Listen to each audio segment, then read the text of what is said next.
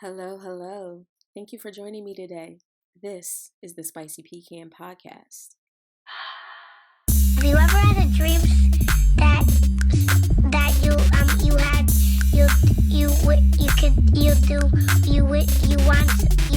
could do so you could.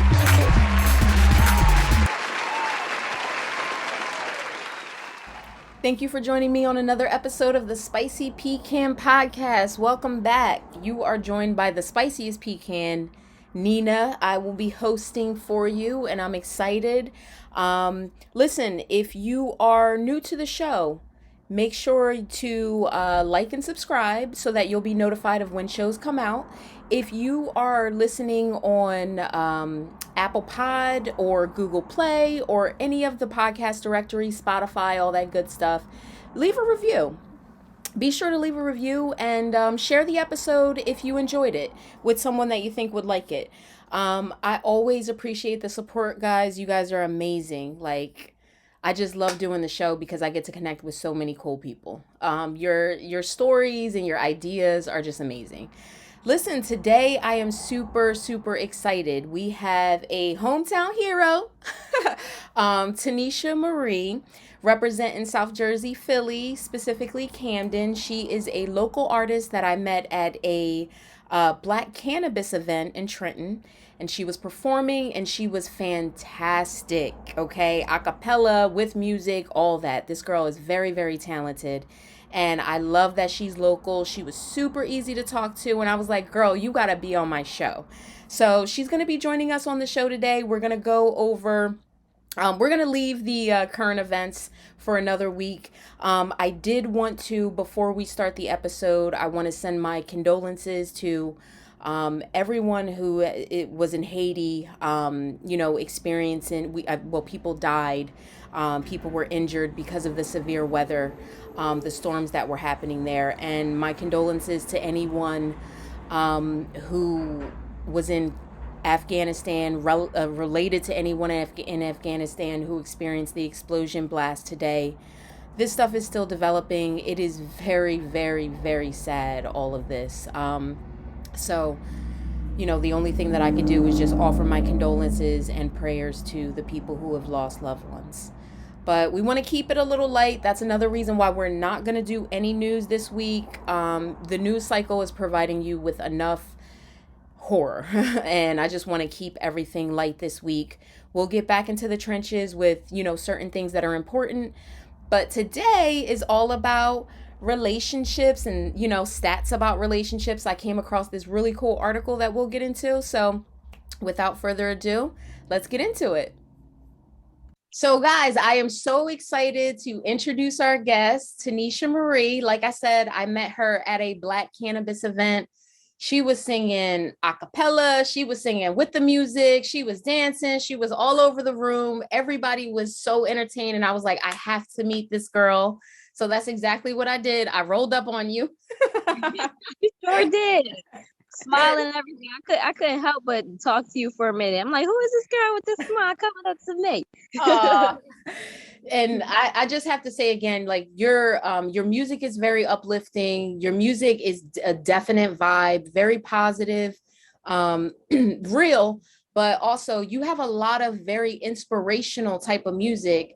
Where can people find your like all your current music? I know you've done a couple of videos and things like that, right? Right. So all my current music is actually not released yet, Okay. but I do have a few projects that are on all platforms. So if you type in Tanisha Marie on any platform, my EP is called Alpha. I made that last August. So it's been a year now since I made that.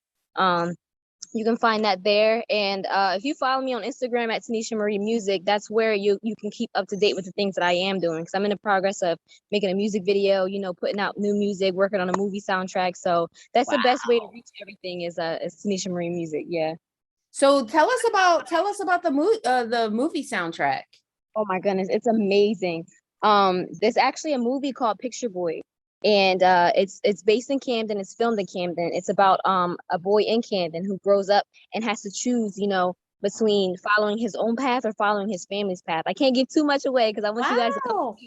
But yeah, I'm working on the movie soundtrack for it, and the collaboration between people is amazing. That's what stands out to me the most, is like everybody are melanated and they're working together. And that's what I'm all for, you know. Everybody's just working so well together, collaboration, the names and the talent that's a part of this project. I just feel like it's gonna put us on the map, you know, Camden as a whole, our people as a whole is gonna put us Yes. on the map. So I'm excited about that. Even I'm just honored to even have a song, or even just to sit, you know, and watch it being created, because I'm sitting back and observing from a higher perspective. I'm like, this is really gonna do good. You know, this is so good for our community. So yeah, Absolutely. the trailer's out now, and it's gonna be in the AMC theaters in the fall. So you guys Wow. want? So when did they start filming? I didn't even know this project was happening. Yeah, they started filming in August, I believe. Okay. Are they still Yeah. filming? Yes, they're still in the middle of filming. Okay, Hmm. we gotta talk about that offline. Definitely. I gotta figure out who's who over there. It's amazing. Yeah. I can send you the link to the trailer, and you know, you can follow that. Their page is called Movie Monstars, and they're the ones who give you the updates on everything. So Very definitely, nice. yeah. Can't Well, give y'all too much hear, away, but it's amazing. Trust me. yeah. Y'all heard it here first. I'll grab those links for you from you and I'll put those in the show notes for anyone who's interested to, stay on top of that. That would One be thing we amazing. definitely do here is we always support local. Like I could tell you were on that vibe anyway, because that Black Cannabis event that's all that is. It's Mhm. about melanated people. It's for anybody, but it's Amazing. really for melanated people to get together, network in business, creative, all that. And I just loved it. So Yeah. dope, awesome. That's how we grow, you know. We have to have something of our own as a people. We have to. Absolutely, especially in areas like Camden where they've basically stripped everything. Anytime there's like something positive happening, it seems like they just try to break it down and, tear it up. So we have to protect the things that are working and the things that, are positive for the community. So important to me. So important to me. And I feel like if we all put our minds together with the strength that we have, you know, as women, as people, the strength that we have, we can do so much if we just stick to it. Because we do have a lot of things that are trying to tear us down. Left and right. There's always something that's trying to divide us. But if we use that inner strength that we have and collaborate with other people, like-minded people who see the potential, unstoppable, you know? I love For sure. it. I love it. Well, Yeah. listen, as we already said, we're not going to get into any news. The news has been absolutely crazy and we don't even want to touch it. We want to stay on high vibration. We want to just have fun with this show. So, we actually, I came across this article on Modern Gentleman, and I'll put the link in the show notes. But this article was actually chock full of these crazy statistics that you would have never even known about, like relationships and how we kind of deal with each other in relationships. So I thought that would be a good thing for us to kind of chop up about. Let me ask you, with your music, do you do like heavy relationships? Like are you gonna have like breakup music, or anything like that coming out? You know what's interesting? I love that question. So I started out, you know, as a motivational artist who, you know, wanted to touch on topics that people were too scared to talk about consciously. But as life started happening to me, because I'm an artist and I speak through my music about my experiences, yes, I did start writing about love. Actually, the Okay. number one played song on my EP was called "The Night Show," and it was about the first time I got my heart broken, and it was the worst time I've ever had, you know. And I built up the courage to talk about it, and it was the one that everybody related to the most, you know. So I do, I do have a bunch of love, and now I'm leaning more towards the positive sides of relationships. So yes, that's something that I love to talk about, you know, because I love love. Yeah. I love love, and I love, you know, even the hard parts of it. It's so good to talk about, you know, because everybody's looking for love. So why not share our experiences, even if it's not a good experience, even if it is a good experience. I love talking about relationships because you can learn so much in your own relationship or your future relationship, you know. Yeah. Absolutely. I think we learn so much in each experience, but one of the stats was actually about like how people meet. So your last relationship, did you guys meet in person? Did you meet online? Because online actually is becoming, primary. Yeah, I seen that. I don't know what percentage it was, but they were saying that a lot of online relationships actually work out, but I'm not opposed to it. I'm not opposed to it. I'm just opposed to strictly online dating. Like if I can't see you, if Okay. I can't make that initial chemistry in person, then I don't know who I'm dealing with. But the heartbreak that I had, we actually met at work. And it Okay. wasn't in the statistics, but I know that a lot of people do meet at work. Whether it works out or not, I don't know. But Yeah, you because a know, lot of these stats actually came from Tinder. Tinder does, I guess they do a lot of surveying of their people. I don't think I've ever been on that platform. mm, But I guess they do a lot of surveys for people. And one of them was, it said, according to Tinder, 72% of millennials have consciously remained single until they meet the one. I wrote that down. Yeah, that was so interesting. And it says 40% of millennials claim they're not willing to settle just to be in a relationship. I feel like that went hand in hand. And And where do you think that comes from? What I mean, because that has to be totally different from our parents' generation. How old are you? Like, you're a millennial? yeah, I'm Okay. 25. So Okay. All right. All right. yeah, I think you know what it is. This is a shift in there's been a shift, and I feel like people are becoming more self-aware, and they're Agreed. realizing that they want to focus on themselves versus needing someone else to depend on, At least for me as a millennial, that's why I stay single for so long, is because number one, I realize I have a lot of issues that I have to deal with that I do not want to bring into a relationship with somebody else. Me All personally, of I do not us. want to Yeah. project all those insecurities onto a person. And number two, I didn't feel like I was where I needed to be. Number three, I didn't want a relationship to distract me from my career. So maybe that could be like a culmination of things as to why, millennials are staying single for so long. Yeah. What do you think? I mean, I think also societally, I think the only reason marriage lasted as long as an institution was because it was like you had the society pressure to get married. Mm, And now with people being more like, look, I'm going to tell you what gender I am. I'm going to tell you what sexuality I am. Where we're getting all into like that type of stuff, it opens it up more. So it's not so much like, all right, girl, you 25, where your husband? Because, mm. 50 years ago, it literally would have been that less than You're that. 20 years old. You're 18 years old. Let's get you a Yeah. husband. And in some places in the country, it's still like that. And in some places around the world, it is still very much like that. So I think that as people, like you said, I think people are having an awakening. People are they're more conscious about marriage and relationships. I don't think that we believe in all the things that our parents did. I think that we're kind of just realizing like, well, it's not, marriage isn't really about the one or true love. Marriage is just not leaving.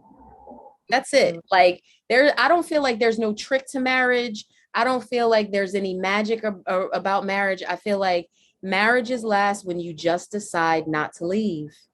And Mm. we have too many options these days.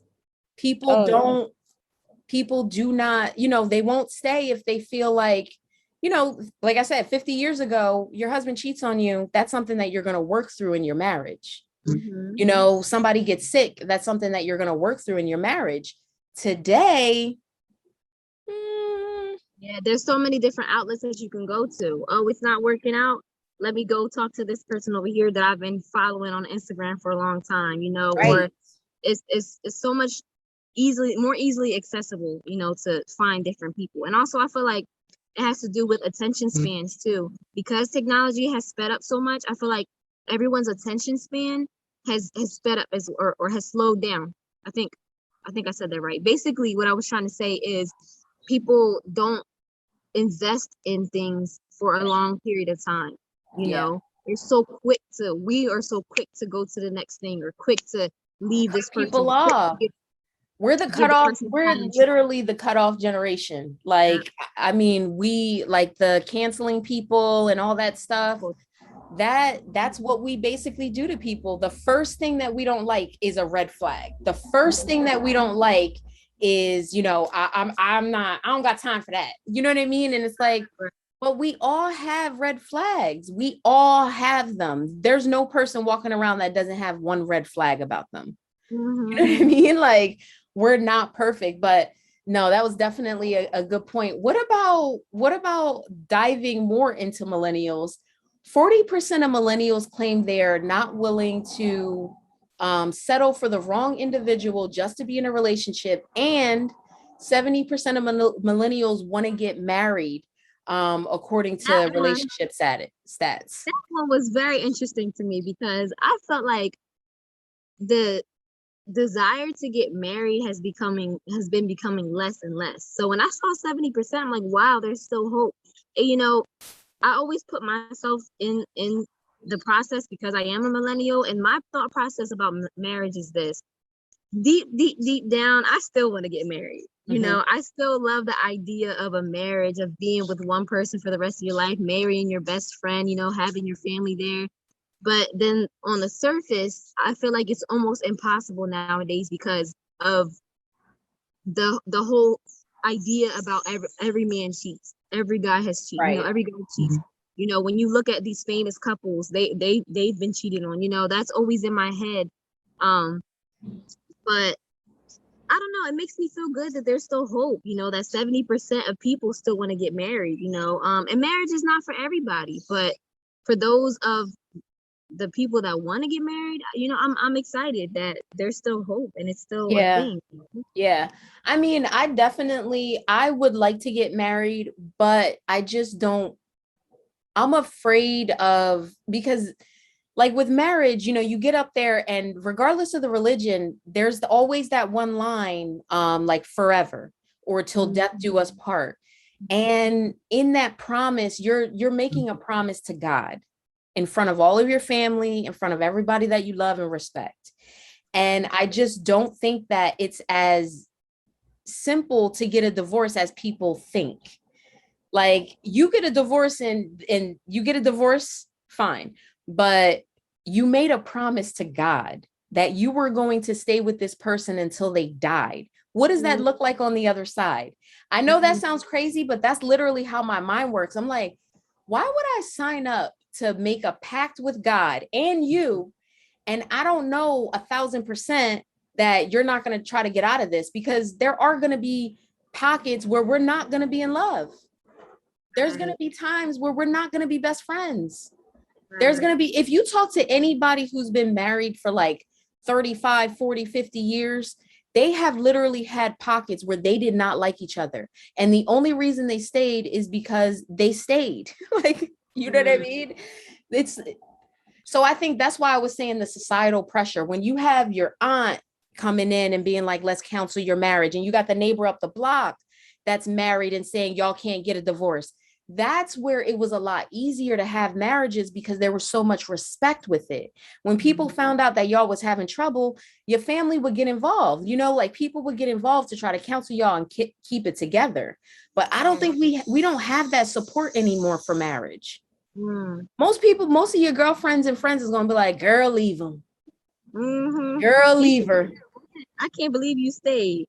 Mm. Exactly. Nobody supports it. It's like, I don't know. I don't know. I think that's why if you do decide to get married, I feel like it should be to your best friend, because Yeah. that way you have that person to work things out with. The person you're working things out with is a person you got married to.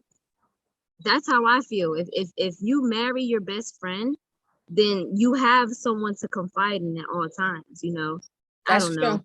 That is true. But I'm 36. That's why I'm like, I'm still a millennial.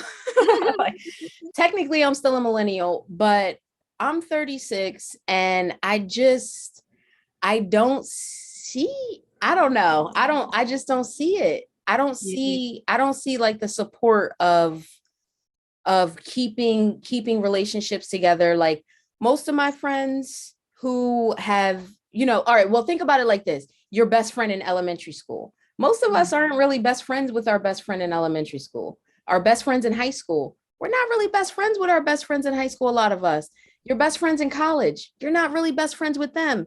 So Great. that's the thing. It's like, you always go into it, yeah, we're going to stay together forever. But do they have that grit to really make it work? You know what I mean? Do they have that grit to stay even when it gets hard? Mhm. So who knows? But look, wait, I wanted to bring this one up because this one was crazy. 24% of seniors in college are virgins. Well, if you think about it, 24 is 24%. not a lot. It's not a lot, but that's a lot more than I would think. That's almost 1 out of 4 people. Mm. Oh, wow. Seniors. So you're 21, 22. Where they get these statistics from? What? Pew's Research. They got it from Tinder. They got it from all kinds of places. Oh, I think there were wow. like 10 sources. Oh, wow. That's Crazy, really right? hard to wrap my head around. That's really hard. It's almost unbelievable, you Now, let know? me ask you this. Did you last into your college days? Oh, no. All right. Because you never know. But You could have been I like, did oh, last I'm until my still, you I know, did last until my senior year of high school. okay. Yeah, A lot longer than definitely. most. Yeah. And I didn't go to college, so I couldn't say I lasted that long anyway. But Yeah. yeah, senior year in high school, and even then, like my friends were like, "You're still a virgin? You're still a virgin?" Da, da, da. I'm like, I'm only 18, you know. But I feel like as the years progress, the ages get younger and younger, and that's kind of scary to me, to be honest. Just because we don't want babies raising babies, you know. That is We don't want true. babies raising babies, but I don't know. It's each their own. But You how were about you? very, Did you last the senior year in college? I did not my senior year, but it was in college. It did happen in Mm, college. But okay. it wasn't my senior year. But you tapped on something pretty interesting. Like it does seem like things are getting a lot earlier in, things are happening a lot quicker. Like it Mhm. said, 14% of teens currently have a serious girlfriend or boyfriend, whereas 16% are not in the dating scene at all. So Mm, 14% of teens are in a serious relationship. mm, mm. I don't know. I mean, I'm trying to think if I would consider, I guess I would have considered my relationship because I did have a decently long relationship in high school. I guess I would consider that serious. Mm. Yeah, I did too. I didn't know what I was doing, but it was serious at the time. Yeah, like what it says 35% of teenagers 13 to 17 have experience with relationships. When was your first boyfriend, girlfriend? My first boyfriend was junior year. So that would make Oh, me what, okay. 16, Yeah. 17. Yeah, but I was also very sheltered as a child, and I grew up very religious, so that's the reason it happened so late for me.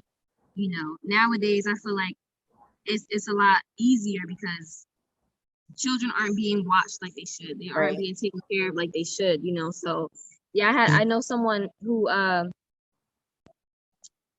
know someone whose niece, you know, she's what, 12, and they had to really try to stop her from, you know, pursuing relationships and being with men, you know. And it's really scary because everything is so accessible, you know. They would Yes. try to keep her off the phone or keep her away from social media, but she would always find a way to, you know, reach out to these boys, and it's really scary. That's why I'm It not focused on is. having kids right now. And that Especially was like another one that I did. Yeah. sex trafficking and stuff like that you hear about, like all these sex rings and stuff like that. Even as simple as like the R. Kelly trial, you start listening to details of how he actually did all of this and how Mhm. many people were involved. Just it's crazy. And there are like, yes, absolutely. I mean, there's so many dangers for young girls, so many dangers. And I just think to back to myself at that age, I had street smarts, but still at the same time, somebody older could talk that talk, could have definitely gotten me into all kinds of different situations. Luckily for me, I was pretty sheltered too. Like my best friends were family, and that's how my family raised us. We weren't really allowed to be going out to people's houses and spending the night and stuff. You want a friend, you got 17 cousins. Them your Mhm. friends is basically what they would tell Mhm. us. You know what I Yeah. mean? Yeah, same with my dad and you know, in the religion. But that's a whole nother subject in itself, because sometimes a religion and being constricted like that, you could end up the Ooh, opposite way. It's a speak good thing on it. I ain't good. Speak on it. It, Uh-huh. it is Listen, very true. it's a good thing I ended how I ended up, because there's a lot of people who don't. There's a lot of people who go completely wild after being sheltered for so long, you know. So Girl, freshman year that's when I learned. I was like, oh my God, some of these people have never experienced life at all. They are going crazy. yeah. Like Yeah. crazy. I mean, yeah, there were definitely so many kids, and it usually was like the kids from the religious households, like the Pentecostal, like the very strict. I had a couple of friends that were Jehovah's Witnesses. They were raised real strict, almost like Pentecostal, where it's like the Yeah. long clothes and all that. But yeah. Yeah, that's how my religion was. We had to wear scarves on our head. We had to wear long sleeves all seasons, skirts. Never wore pants until I was like what, Evangelist? 14, 15. It's called apostolic faith. I guess you could say it's like a combination of Jehovah Witness and Muslim. I don't know, but Okay. it's a very rare religion. But yeah, we couldn't watch TV. We couldn't listen to music. I didn't listen to music till I got to my teens. Nothing. Wow. You know, I didn't go to no amusement parks. Nothing. When I say sheltered, I was very sheltered. You know, very sheltered. Woo! So what did Yeah, that look like when you finally what did your parents just decide they were getting out of the religion, or did you guys move? my mom divorced my dad. She couldn't take it anymore, you know, so she divorced, and then that's when, you know, she started doing her own thing, which gave us permission to do our own thing as well, Right. because we were living with her, you know. But I can say, even though it was very traumatizing, the religion was very traumatizing, I learned a lot from it, you know. If I always think about what type of person I would be if I was allowed to do the things that everybody else did. Instead of watching TV all day, I read books. I had books on books on books, you know. Instead of watching TV or listening to music, I would write and write and write, you know. So it kind of made me into the person that I am. And I still have a strong faith in God, you know. I just don't practice it the way my dad does, you know. So Yeah. I'm glad that I was raised that way. I wish it wasn't as harsh, you know. Right. I did get bullied a lot in school because of it, but it just made me into the person that I am today, which is what I'm great. I always have to find the positive, you know, inside of Yeah. the negative. You know, Yeah. that so comes out in your personality, even when talking to you offline, like even when I met you that day. You do have a very lightness about your spirit, like just being in your energy, like when I was near you and stuff, it was very easy. Like sometimes I walk up to everybody, you know what I mean? Like I kind of have to because of the show. And you just never know what type of energy you're going to get. And listening to like the stuff that I heard on YouTube, the stuff that I heard you perform, you have a very lightness about like your whole vibe. And I think that that's so dope. Like that's really cool to know that you took that experience and just made the best of it. Because some people, I feel like they just wallow in the bad things that have happened, or they always focus on the negative part of whatever the situation was, rather than say, yeah, you know what, I didn't agree with that, all of dad's, you know, religious things. We didn't agree with everything with the church, but like you said, I was probably light years ahead of all the other kids in school because I was reading like crazy. And now when I go to write my lyrics, I'm a damn encyclopedia because I've been reading forever. So Yeah. it's like, you know, in a way, you never know if that was a gift that your It dad gave you, where it's like, you know, God isolated you in those times to build you up you know, fulfill your dream. So I love that that's your mindset. And I just really wish that more people were like that. So why don't y'all be like that? All right. No, but there was a couple ones I wanted to get into a couple more because the article starts to get a little dark, you know, it Yeah. starts to talk about, Oh, yeah. you know, like abuse and stuff like that. But have you ever had a long-term relationship or a long distance relationship rather? No, I haven't. Smart. I They're haven't, hard. and I was thinking about it, and I don't think I want to be honest.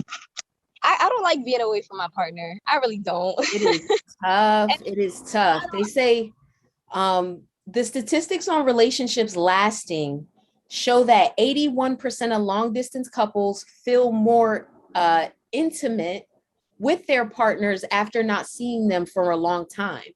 So it's almost like their relationship survives on the fact that they haven't seen each other in so long. So they have that passionate, and then they have that distance again. So it's like, do y'all really know each other? All right. So I just wanted to end with just one more stat. Let's see what's good. Oh, so it says one stat revealed 94% of women between the ages of 16 and 19 were victims of domestic violence from their partner. Do you know anyone who's experienced that? You have? Yep. So many people say that to me. Yeah, and you know what? I was very young. He was very young. It's not something that I hold anymore. It is something that affected the rest of my relationships. Not the physical abuse, because it was physically abusive for a while until I ended it, but it was more so the emotional abuse. A lot of my insecurities came from being with a partner who you think, that's the thing about being in an abusive relationship. You think this person projects and tells you that they love you and you feel loved, but then there's another side where he kind of broke me down and made me feel so insecure that I was lucky to be with him, or I was blessed to be with him because I am this person and he's that person, That's how it was for me. So it wasn't really the physical abuse that got to me. It was the emotional abuse that really messed with my insecurities because, I already had a few insecurities before I met him. But I guess when we got together, he saw those and he picked at them and picked at them and picked at them until he just broke me down. And I didn't even realize it. I was still in love with this man, not knowing that he's, calling me all types of names and saying that I'm lucky to be with him. It was horrible. And, it really breaks my heart that I'm not the only one that goes through this, because that's a lot of people, and you said you run into people all the time that say that.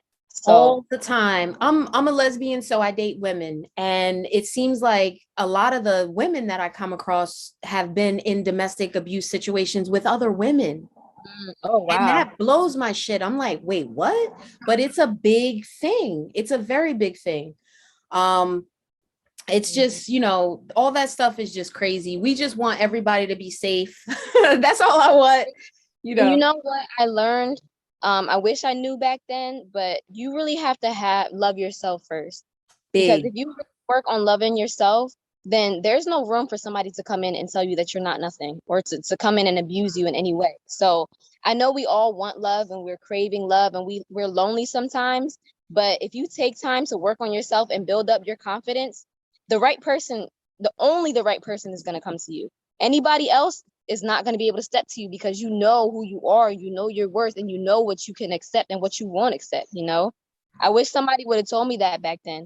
But that's my advice to anybody who's going through an abusive relationship or who has gone through a relationship.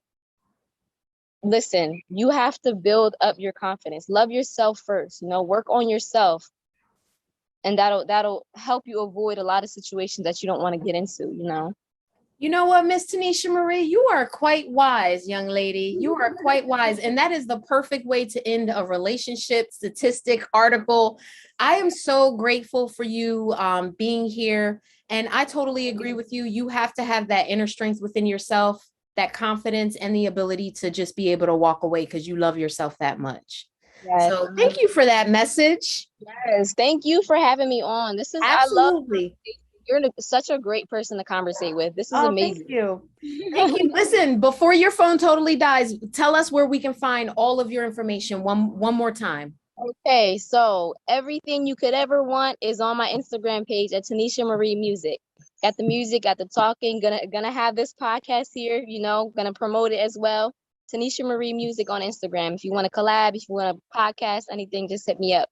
Yeah. What about you? So when I post this, can you put your information so people can follow you? Absolutely. I'll have all kinds of ads and stuff like that. I took a promo pic from you. I'll create all that and I'll tag you on everything. So we'll be good to go. But thank you so much. I'm so grateful. We have to have you back on the show, but I appreciate your time today. Thank you for having me. I'll talk to you soon. Okay. All right. Bye. Thank you for listening to Spicy Pecan Podcast. This is a Wonderful Me Media production.